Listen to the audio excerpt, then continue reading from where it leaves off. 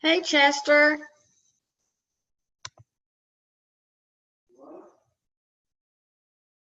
Can you hear me? Yay. Good.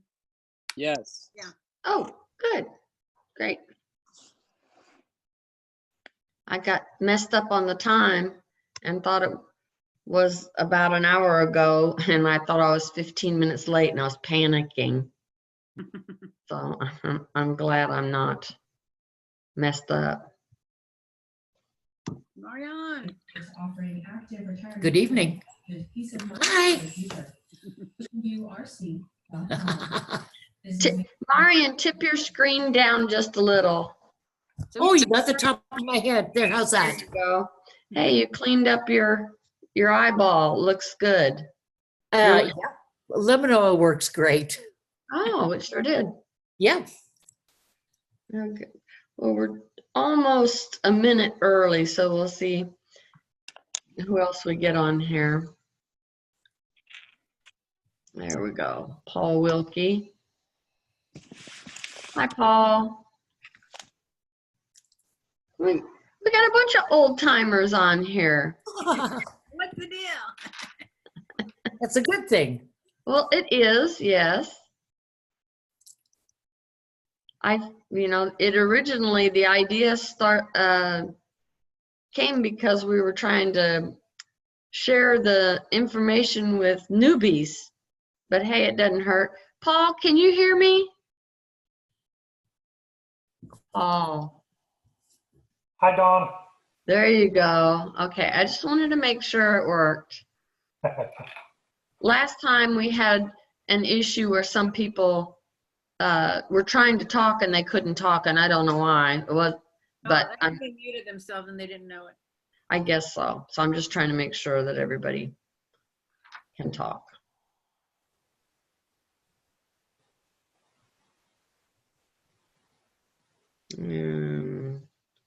Joan, you're sending me messages. Oh, I'm on.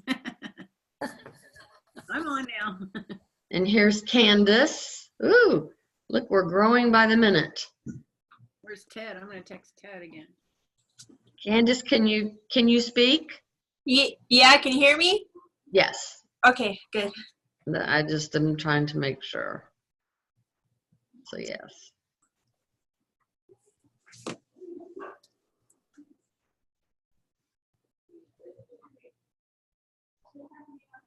This is Chester Clark. Do you hear me?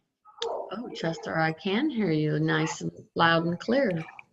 Okay, Joan, well, I'm going to let you take over, seeing as it's 7:01, and I'll just kind of sit back here and facilitate people as they come on. You want to introduce Marian? Yeah, welcome to the Mentorship Mindshare. And Marianne's our special guest this time, our current president of IABBM. And she practices in Maine. And she's going to share her knowledge about how did you actually get started into biological dentistry, Marianne? Just with things I saw with patients happening. And then I became mercury toxic and Like everyone else. yeah, right. And my kids had problems. So that's when I pursued it. What's some of the first pieces of equipment you got? I went through the whole training, so I just went and got everything. So, I got the negative ion generator, the separate air supplies. I designed my own units, and the snuffleupagus and the works. So I just wanted to do it full tilt. Yeah. Right from scratch. Marian, can I ask you, say that you jumped into it full, both feet, but after you became mercury toxic, so what year? This was, you didn't start off mercury free. What year was it? 2004. Oh, okay. Yeah, and basically I separated from my practice because I had a partnership, and after that separated, then I met Mike Margolis, And he was really instrumental, and I went in through the whole training with him and Victor Zinus and carried on from there. And then I started teaching for them, and that was it. I was committed. Now that was the old academy that Mike and Victor had started together? Yeah. And Wow. Phil Emily was in there too, yeah. Wow, okay. Well, that's good to know. Yep, and then carried on, and he offered free membership to IABDM, and I met you folks, and that was it. Game over. So I'd say IABDM and Mike Margolis were my prime targets starting into this. And how did you transfer out of the kind of dentistry where you accept insurance into where you are now? I do participate with one insurance company, and that was Northeast Delta Dental, which was nonprofit at the time. And it was really a very wonderful plan. You submitted your fee guide and they paid everything. But they've become for-profit now, and times are changing. I'm sorry? Oh, There's Ted. Hi, how are you doing, guys?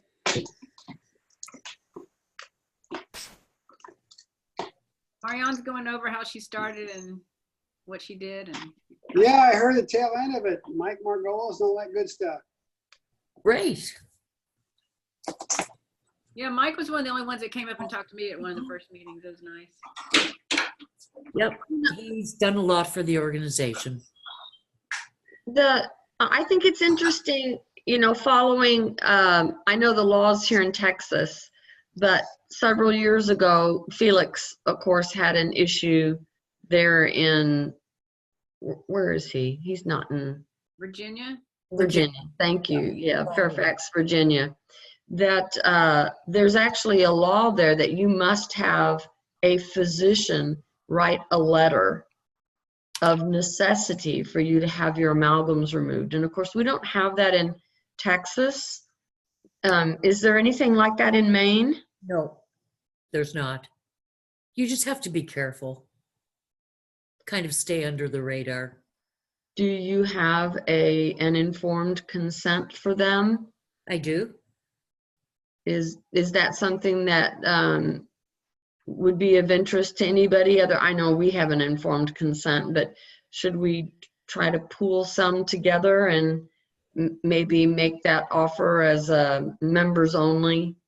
I think it's a good idea. Yeah, I think it'd be good. Okay. We'll do that. Chester, where you are there any unusual laws? Not that I'm aware of. Yeah, Felix said he did know about that and that he has it in, well, he didn't have a letter, but he did have it written that, it was by the patient's choice, but that's not good enough in Virginia.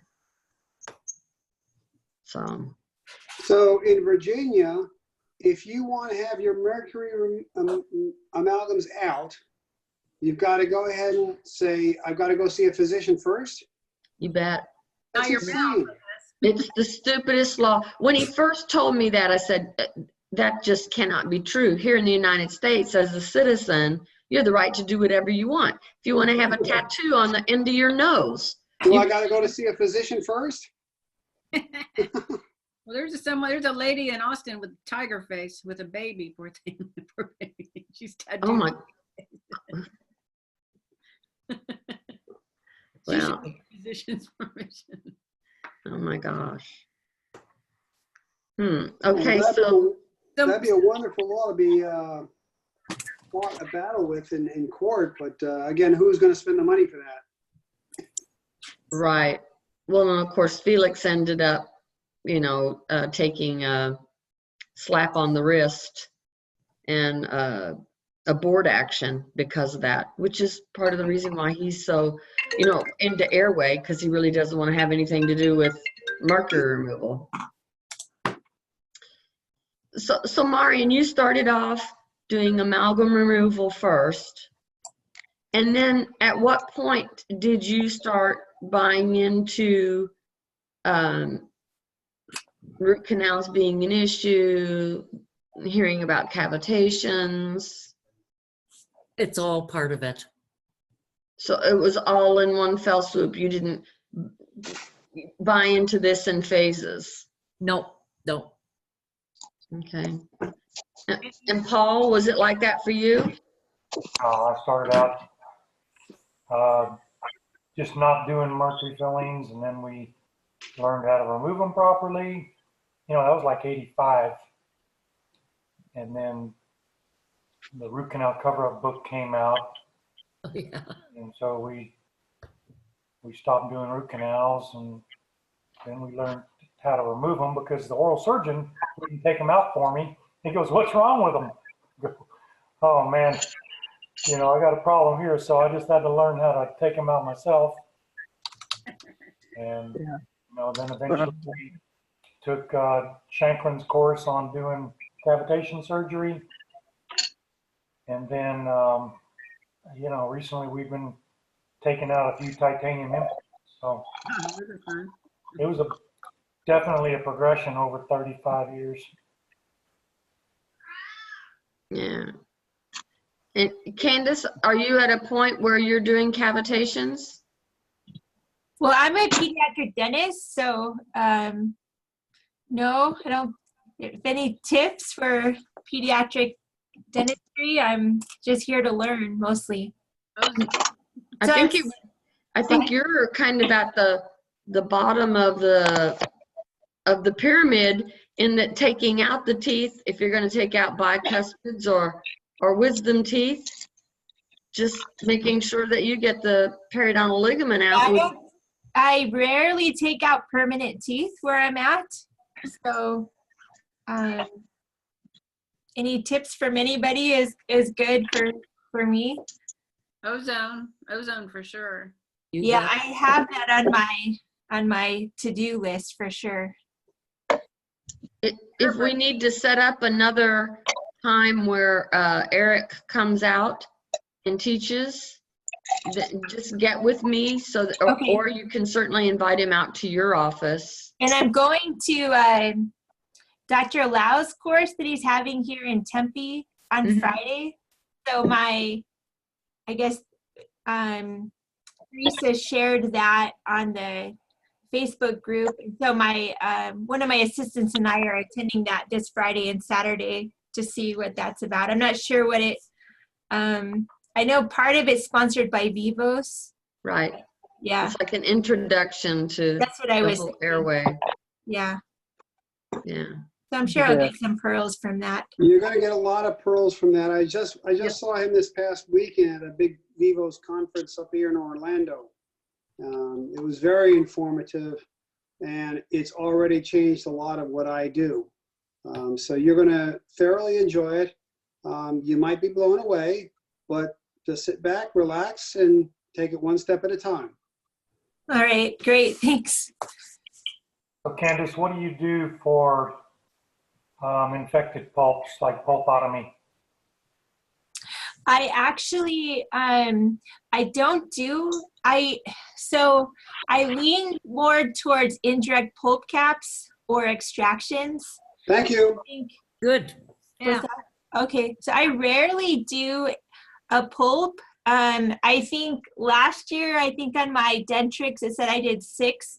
So if I, yeah, so when I do it, I do the ferric sulfate, but typically I lean not even from a biological standpoint, but just more from my training. Pulps are not we see failures. They're not a 100%. So I find I get better success with the indirect pulp cap or just extracting.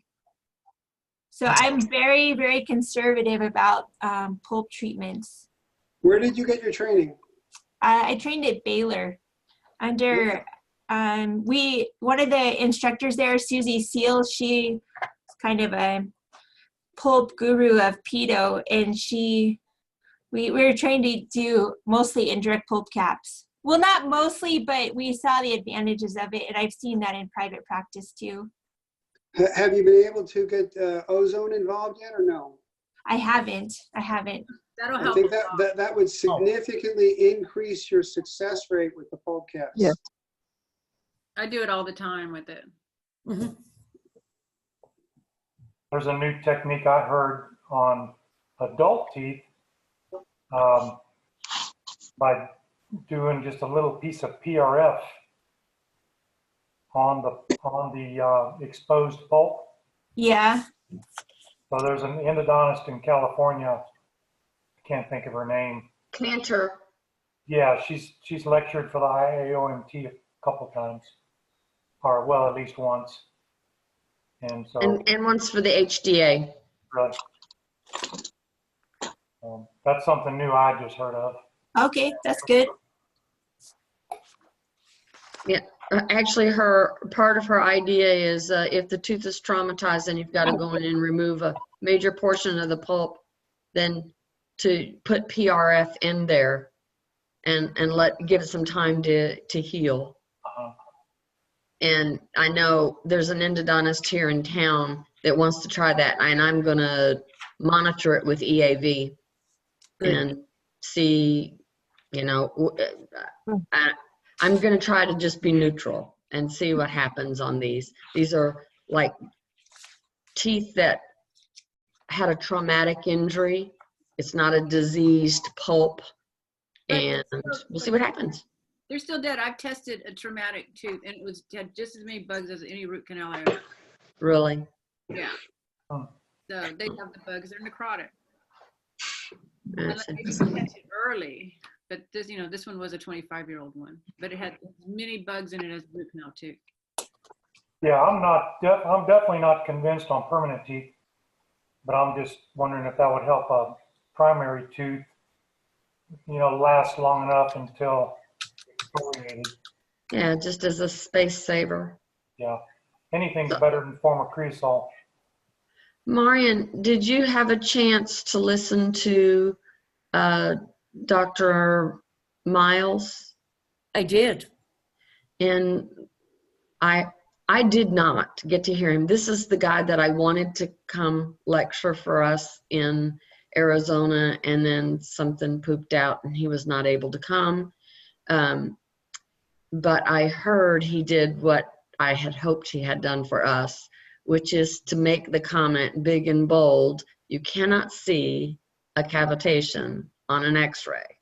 Right. But because you heard that lecture, would you please share with us?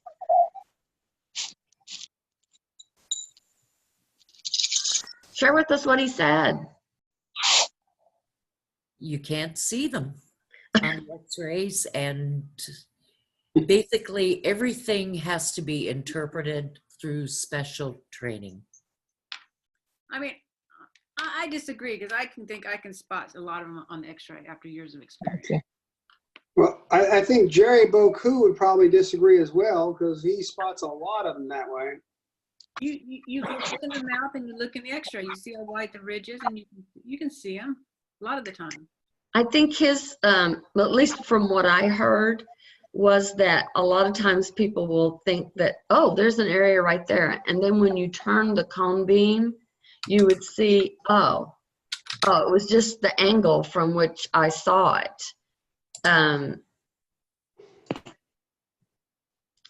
don't know. For me, What was he suggesting that we need to use? EAV or what?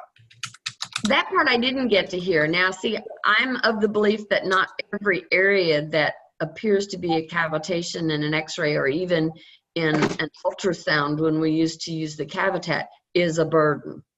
Right. I mean, you've got areas that have ischemia, but not necessarily warrant going in and doing surgery on. I agree with that. I think that was kind of his point, was that some biological dentists immediately go in and do cavitation surgery on all four wisdom teeth, even when there's no bone. It just goes right into the sinus. Right. Yeah. I think that's kind of silly, but that's okay. Well, but that's where we really, we don't have a protocol set up for that. So a new dentist coming in, that doesn't know how to maybe look at an x-ray and even guess, because like David Francis, I know he said, I've tried so hard and I can't see anything. And yet when I tell him with EAV that there's something there and he goes in, there is something there, but he doesn't see it on an x-ray. He just hasn't developed maybe what you can do yet, Joan. Yeah. Well, you know, I'll look in the mouth and see like the width of the ridge, and look at the x-ray. And you can usually tell if something's dense or not. Usually it's a whole circle. You can see the thing exactly. I remember years ago listening to Jerry Bacot when he said, take your finger and push down on the retromolar area or where the wisdom tooth used to be. And oftentimes there would be discomfort because it's like a tympanic membrane, like an ear that's infected with pressure on it. Did any of you ever hear that? I remember hearing that now that you say it.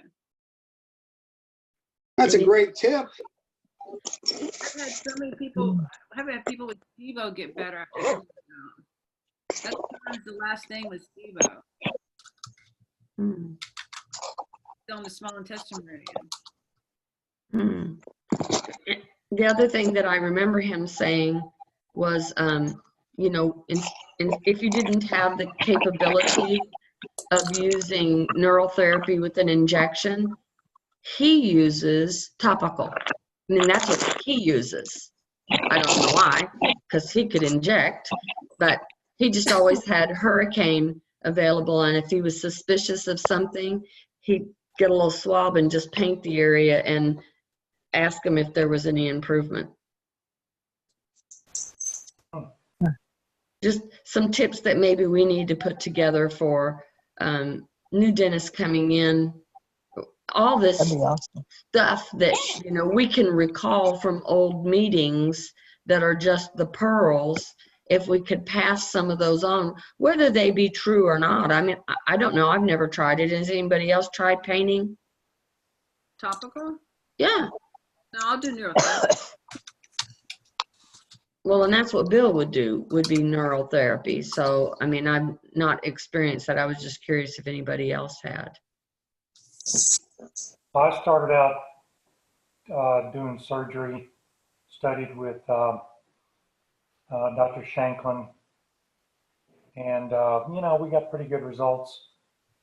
And I've got a cavitat scan, and then I bought the Periolace from Millennium Dental, and one of the docs who's got that says he was working with naturopath doing EAV, and when he would do biostim, he'd send them back and the guy said they're healed. So we did biostim for a number of years, and we got at least as good a results as the surgery.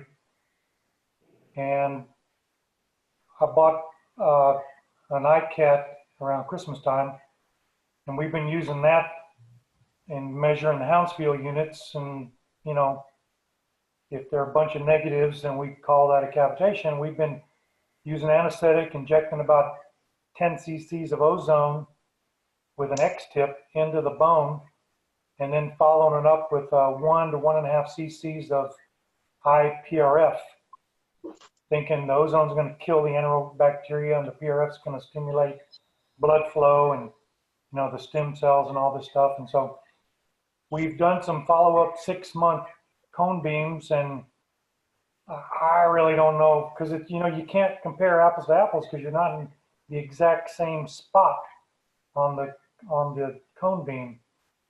I don't know if it's working or not, but I know Jerry Bucco said something really interesting. He said that half the lower cavitations are below the inferior alveolar nerve. And so if you're doing surgery, you're going to miss half of those right off the bat. Right. So I was thinking injecting ozone and PRF would maybe, you know, that just goes throughout the whole jawbone.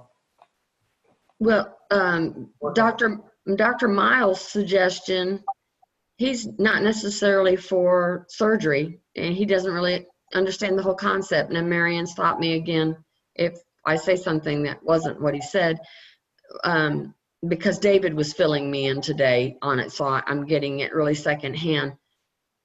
I was at the booth. man in the booth during most of this stuff. But his suggestion is to use steroids, to inject steroids into the area, because it then increases the inflammation process, which brings attention and awareness, and then fills in with healthy bone. I'd love for someone to take a small study of some areas where you feel like there's a cavitation and inject steroids into that area once, and then give it maybe a 6-month trial and do another scan. It'd be very interesting. Well, I know steroids with the extraction causes a cavitation. Because I had a surgeon years ago that used to do that constantly, and he always had cavitations.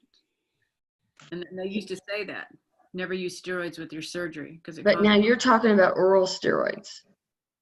No, we used to inject it right in there. I used to inject I did thirds, impacted thirds all the time, and I would inject, dexamethasone in, just so they wouldn't swell. You did it into the bone, because that's what he's suggesting, right into the bone. Yeah, right in all around that area. But all around that area in the gum? Yeah, the gum. Because he's talking about doing it intraosseous. Yeah, but it causes cavitations if you do it then. I don't know about maybe it works better, after the fact. I don't know. It's interesting. I'd love to. He's a very knowledgeable person about the CBCT scans. I would love for him to do a mini meeting.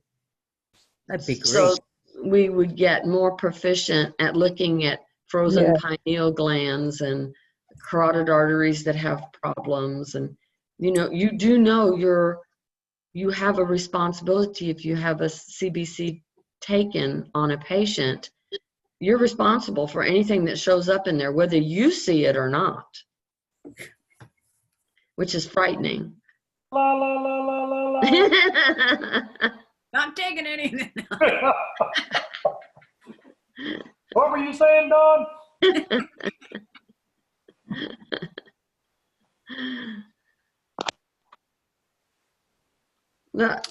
What other questions do you have for Marian and her innate wisdom up in the far north? I just want to say, Marianne doesn't do, we've had everyone that does IV sedation. I don't do IV sedation, neither does Marianne. So. I don't do IV sedation either. Yeah, not all of us do it, so. And Marian, what do you do for blood work? Do you? Nope.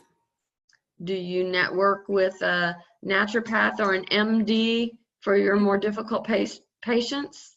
They clear the patients. Okay, is it your husband?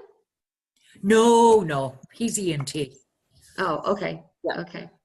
And so what about like IV vitamin C? No, I use lipospheric. We Yeah. don't have a lot of folks around here that do it. And basically they've got a 2-hour drive to go get it. Oh, wow. Yeah. Wow. And so your staff, as far as, just petty things, does your staff wear their scrubs into the office? No, they do not. So they come in their clothes and then they change into their scrubs? Yes. Yes. That should go in the presentation when you were looking. You guys were updating the biological 101, so forgive me while I get off track. But, a lot of offices, they walk in with their scrubs for the day and they walk out with their scrubs, even though they've worn cover-ups. I mean, Paul, what do you do in your office? Come on. Yeah, they just, when they get there, they put on, the cover-up thing, and then they take it off when they leave. Yep, that's a cover-up. So they leave with their clothes that they wore there. Right. Which is the same thing that David's office does. They're allowed to wear whatever they wear in, and then they cover up with the paper gowns. No. But now we know that it still goes through the paper gown Yes. and gets to those clothes. So that means that when they take those clothes home and launder them, that they're actually taking mercury home. Uh-huh. It's on their shoes, it's on everything. So they have their shoes at the office. They do a total clothing change when they get to the office. You know, Really? it's a crap business to be in dentistry. I think we should all get out. You know, I think you're right. Well, I just take mine home, so. Yeah, it's just dangerous. It's flat dangerous. It is. Where's my glutathione? You want some? I'll throw you some. I know, it's right over here. Oh God, she's going to get it. Sure she is. Oh my gosh. So as far as your, like for yourself, Marion, do you do anything to continue to chelate? I do. I use glutathione. I live on vitamin C, really high dose. When's the last time you had a provoked urine challenge or a way to test to see where you are? A year ago. And how high were you? I was good. Oh, well, good for you. And what about your staff? What do you offer for your staff? I offer them the same. Oh, really? Oh, that's good. And you've had the staff tested, so you kind of sort of know who. Yeah, they're okay. Wow, you know, that's really nice. Does anybody else offer chelation for their staff on an ongoing basis? It's a good idea. That's a great idea. I should do the tri test. I did the last tri test I did was good, but I take so much stuff. Yeah. I take 60 pills for breakfast and 30 things in my smoothie and Oh, wow. and 20 tinctures for breakfast. But you know, nowadays, I know I just got something, I think it was from the IOMT, where Norway, their assistants won. They sued the government, and the assistants won as far as being mercury toxic and insisting that the dentists follow tighter protocol to keep them safe.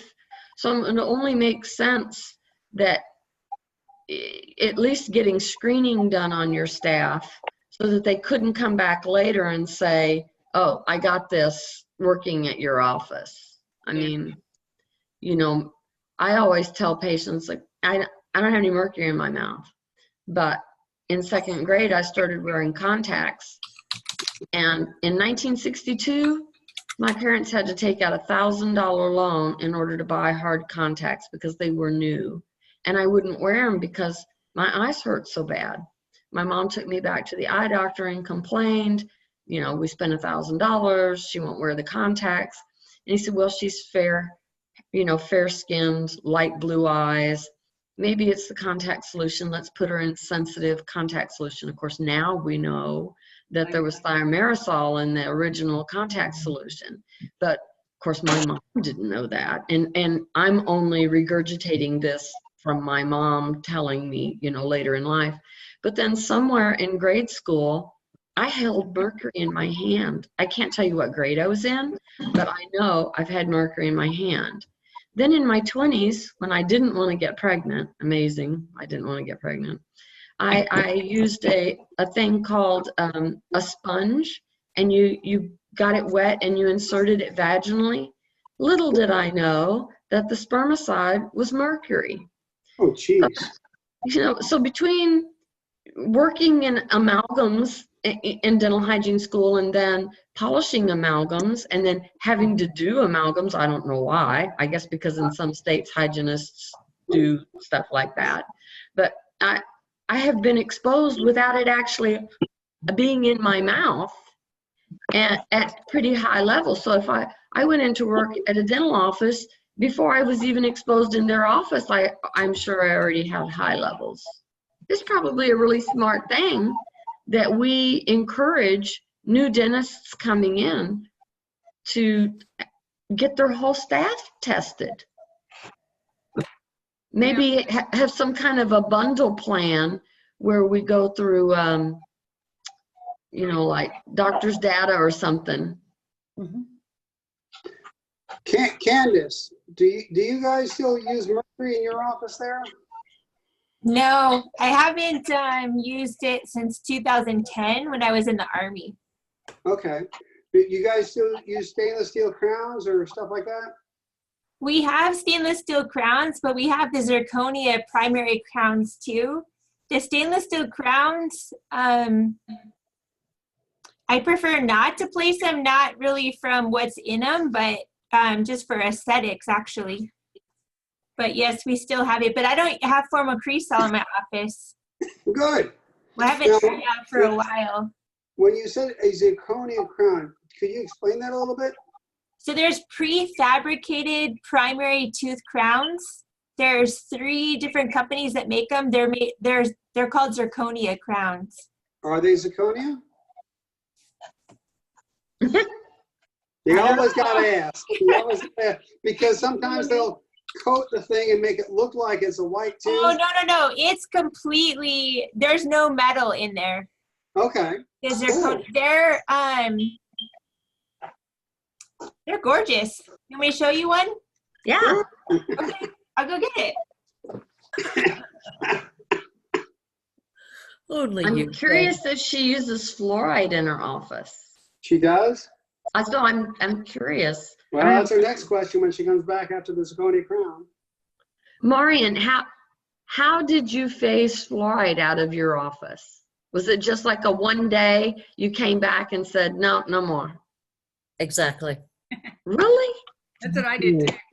Yeah, well, I went to the computer and checked on how much money I made, and I thought, yeah, I can afford to lose it. Yes, I still use fluoride in my office because You heard us. I'm on this journey. Okay. But I'm more tolerant of people that choose not to, and I let them know when they're low caries risk. I don't push fluoride, but Did you say you had ozone office yet or no? You said no, correct? I what? You don't have ozone yet in your office, correct? Correct, yeah. That'll Yeah, get we rid, got to get you set up. that'll Yeah. get rid I of don't the know if you carrier. can see it. I don't know if I can show you. Like this. Oh, they're nice. Oh, Cool. oh, that's pretty. So, Wow. That is yeah, cool. they're Thank super you. pretty. They're super pretty. The prep, you have to reduce them quite a bit, and they are retained by the glass ionomer cement, which I don't know what you would do in biological dentistry for That's that. got the fluoride. Yeah, I don't know what you would use otherwise, but they hold on really good with the glass ionomer cement. What do you guys use to cement your crowns? Reliax. I use a lot of Reliax. With glass ionomer, right? No, Reliax. Dual bond. What is it? Yeah, Relix, isn't it a glass? That's what I use too, Relix. Well, Reliax has a glass ionomer version and then a bonded version, which is Right. more of like a resin-based one. Okay, then we're probably, I don't know. You use the pink one. Well, the I'm interesting pretty thing sure is, it's the glass ionomer one. the interesting thing is that the older stuff really used to work really well. It's called ZOP. I don't know if they trained you that in school. Zinc oxyphosphate. It's a Yeah. mix, but Yeah, that's really, that's killer cement. I mean, that they still haven't invented a cement that strong. Yeah, they have. It's called Gorilla Glue. Then on my nitrous unit. Won't come off. Does anyone else have a question for Marianne? I know there's other people. Yeah, I have a question. Go ahead. Can you hear me? Mhm. This is Chester Clark. I had a consult today. The lady wanted a second opinion. First, she was concerned about mercury in her mouth, and her symptoms are chronic fatigue and TMJ pain and problems. So previous dentist sent a panoramic, and she has all of her posteriors covered with crowns and bridges, 4 implants on the maxilla, and only 1 root canal.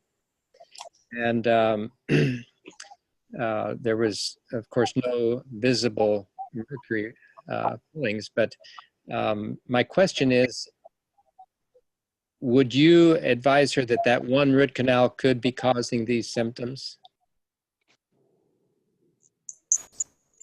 Can you do some neurotherapy and see if they abate any? I'm not schooled in that. Could I tell you how to do it super easy? Sure. The tooth that's in question, which your question is the root canal tooth.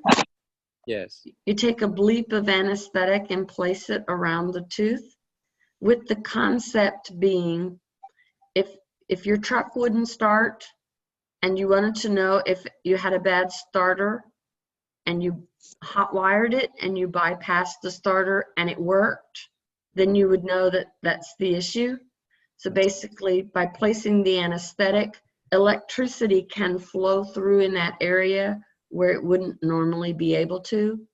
And oftentimes you will see almost instantly where the person will, especially in cases of pain, if they say, oh my gosh, I've got such severe pain, or my ankle, oh, it's just killing me. And you put the bleep, you don't even have to numb the whole tooth. It's just a little bleep of anesthetic around there. And like I said, almost instantly they'll go, it went from a 10 to a 2. Is that what you guys experience? Yeah, or you can do it in the cavitation area or wherever you suspect might be the tooth, and they'll freak out usually. They go, "Oh my gosh!" And what else you can do is you can experiment and say, well, okay, that didn't happen, so maybe let's check out these implants, these titanium implants. 1, 2, 3, all of them together. I kind of suspect this lady had what's called a perfect storm. She had titanium implants, she has a root canal, and there was some traumatic event, either emotionally, spiritually, or toxicology-wise, that kind of tipped or broke the camel's back, so to speak. And so now she's just looking for anything. And yeah, you're going to take one of the straws, but there's so many in there that won't be the only one. It's just several things that are contributing to her illness. Mm-hmm. And her vertical dimension was overclosed in her reconstruction. So Wow. That's A perfect storm. yeah. Yeah. Has she had an A&A done? No, I doubt it. She learned about biological dentistry and found me. I'd be curious if having the titanium implants has triggered autoimmune. Could be. And is that a blood test? It is a blood test. Or it could be the different porcelains, whatever the crowns are made of too.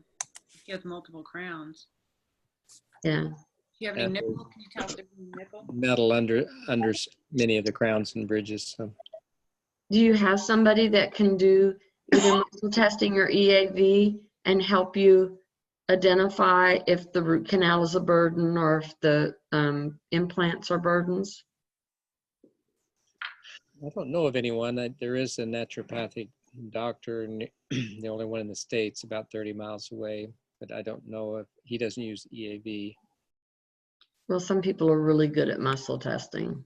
I mean, I just am not as good at muscle testing as I am at EAV, so I prefer that. But I know people who are excellent, like Louisa Williams. Yeah. You have a reader meter? A what? The reader meter from Huggins? No. An amalgameter? Oh, amalgameter. I used to have one years ago when they first came out, but it failed after 20 years, so I haven't purchased a new one.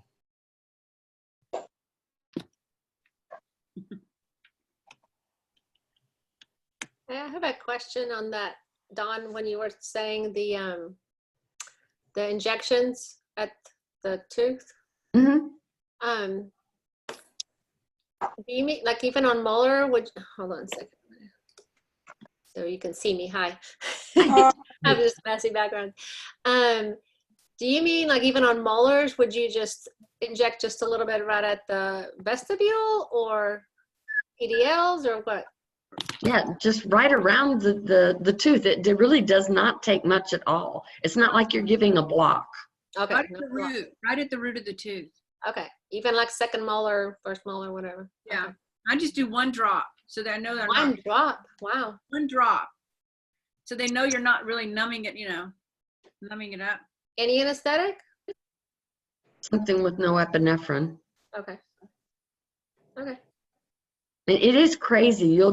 I remember the first one, and I think I talked about it this weekend when I was at IAOMT when I was lecturing.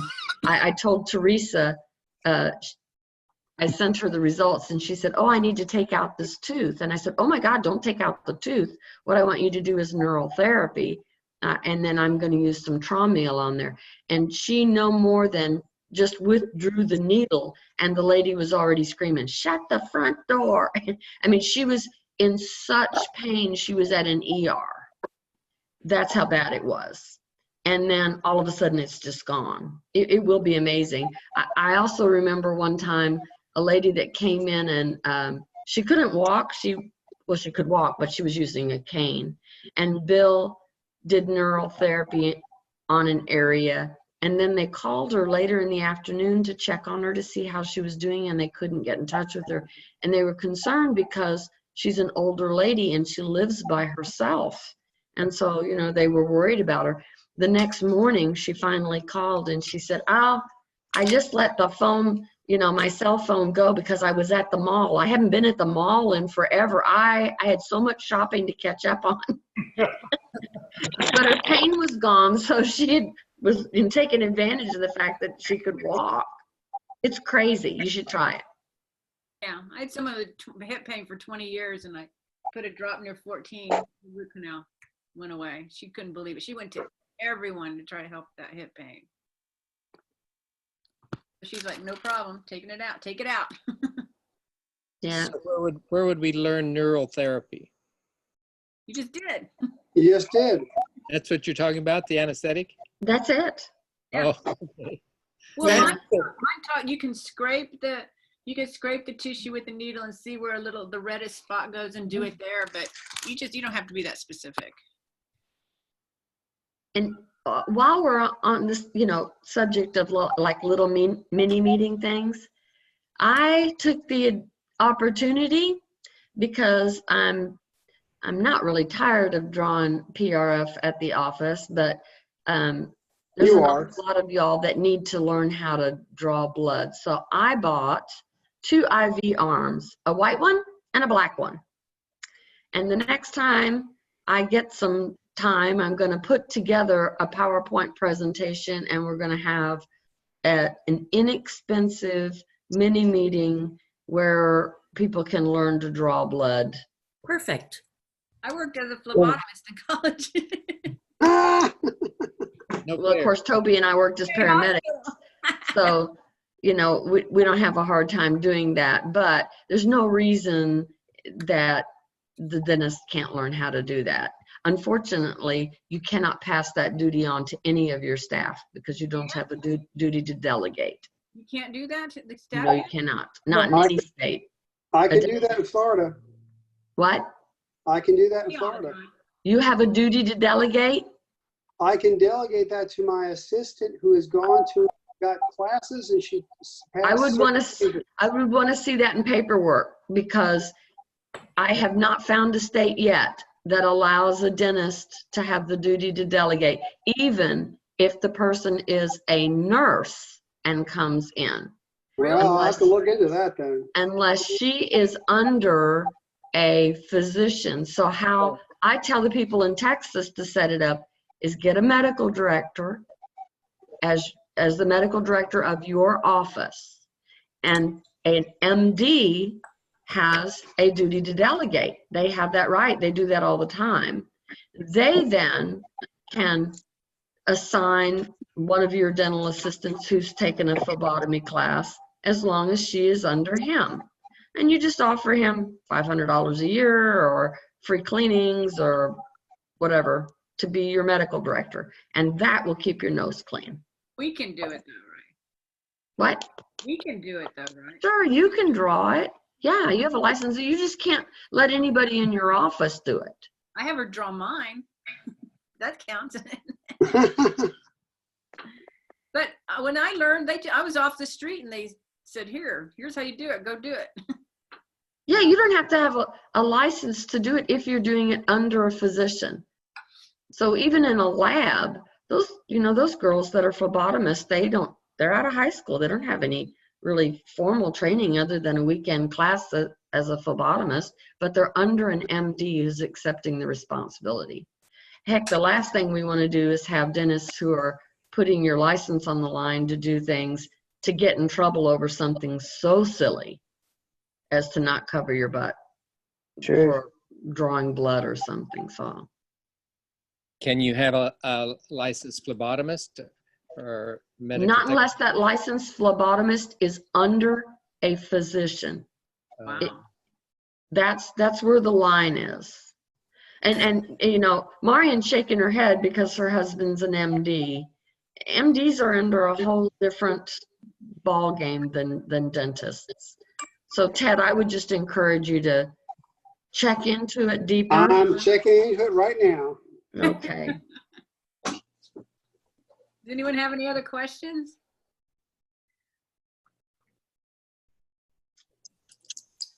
Come on, Marian. I don't have any questions. You guys are asking all the good ones. No, I'm thinking of stuff about your office, but I can't think of anything else. Can we go back to talking about finding a medical director for an office? How many people have a medical director for their practices? Not me.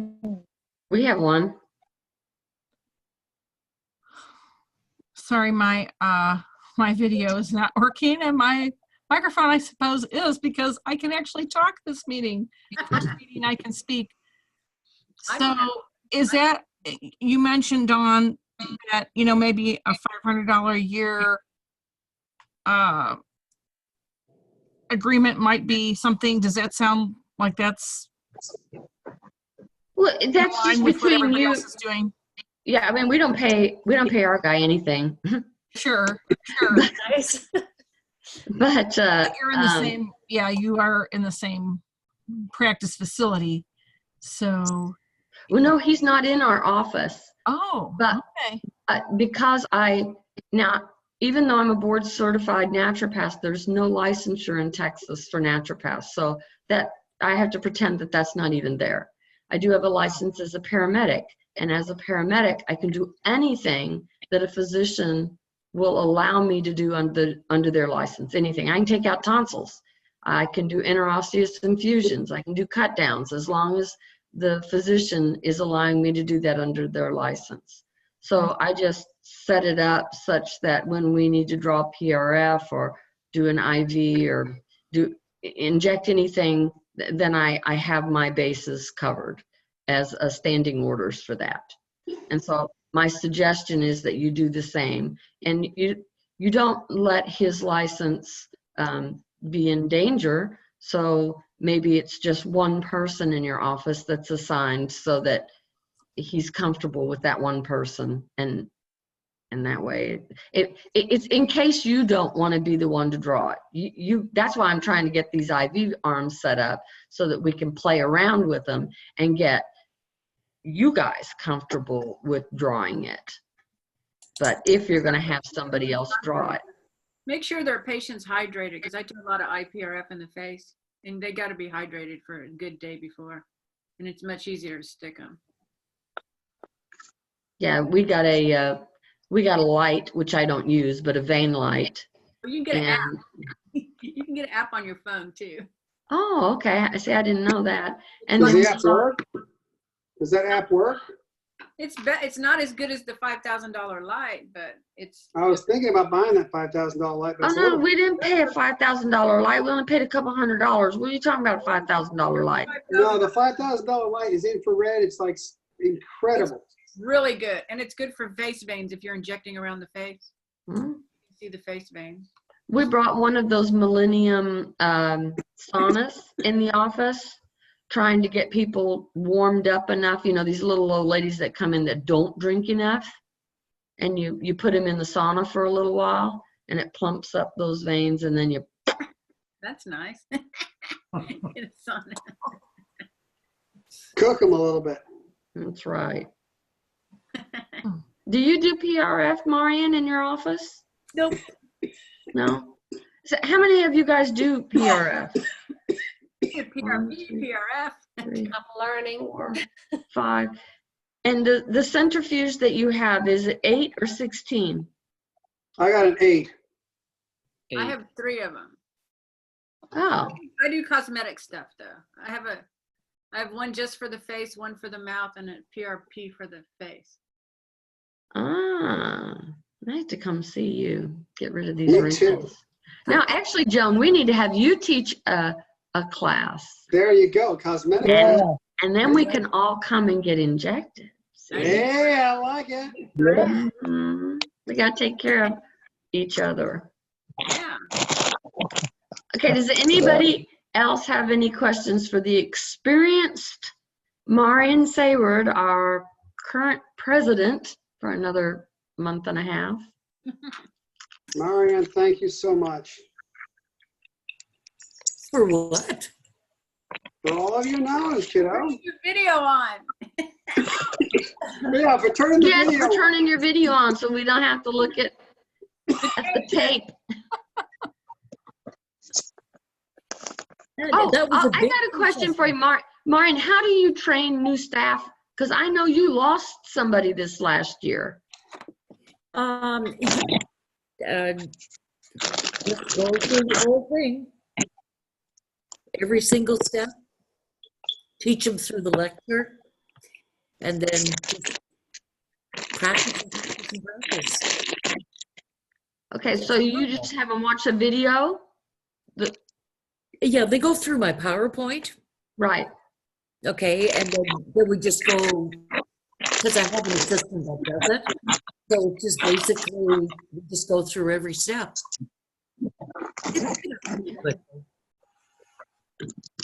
Because that's, that's always a booger when you lose a staff member and then